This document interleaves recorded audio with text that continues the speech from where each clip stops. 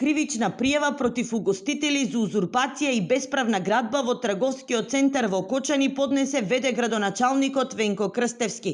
Според Крстевски, по направените контроли, утврдено е дека и трговскиот центар наликува на пулс. Угостителските услуги се вршат во дивоградби и елаборатите не соодветствуваат со реалната слика. Се надева на брза реакција од обвинителството, се со цел да не се случи уште една трагедија. Како е можно да се прават елаборати кои што не соодействуваат со реалната слика, нешто по примерот на пулс? Даден е налог за постапување на инспекторката за животна средина да ги провери сите елаборати на сите угостителски објекти дали соодействуваат со нивната реална слика. Со жалење можам да констатирам дека на угостителите кои што работат незаконски и нерегуларно, побитен им е личниот профит отколку безбедноста и здравието на граѓаните. Од предкочанското обвинителство Крстевски ги повика Агенцијата за храна и ветеринарство и Државниот пазарен инспекторат да одговорат како е можно да толерираат работа во дивоградби кои представуваат сериозна закана по безбедноста на граѓаните. Дали има контроли и што значат тие контроли од страна на Државен пазарен инспекторат? Зошто се дозволува работа во тие дивоградби? Сакам да прашам до Агенција за храна и ветеринарство како е возможно да се добие ХАСАП дозвола за угостителски објект кој што служи храна, доколку кујната е дивоградба?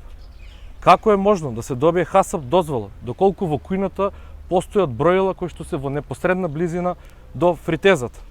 Директорот на Државниот пазарен инспекторат Владко Стојковски за Алфа вели дека тие како инспекторат се максимално посветени и редовно се спроведуваат координативни контроли низ целата држава, посебно на територијата на Кочани. Како инспекторат немаат право да отстрануваат дивоградби, но за сите констатирани нерегуларности се издадени платни налози и известена општината. Се огласи и од Агенцијата за храна и ветеринарство. Агенцијата за храна и ветеринарство нема надлежност за постапување како што нема надлежност ниту во делот за издавање елаборати за ХАСАП, ниту е надлежна за приклучување на електрична мрежа. Основно операторите да се регистрираат како оператори со храна во АХВ, зашто освен пополното барање за регистрација на објектите и операторите со храна од неживотинско потекло, потребно е да го достават и решението за упис во Централниот регистер, доказ за право на користење на објектот и доказ за платена административна такса. Угостителите пак со став дека градоначалникот има селективен пристап кон дивоградбите, ако се земе во предвид дека се издадени околу 700 извршни решенија.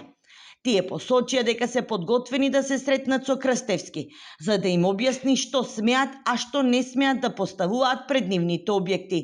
Во меѓувреме општина Кочани почна постапка за отстранување на угостителски објекти во трговскиот центар, кои се бесправно изградени на јавна површина.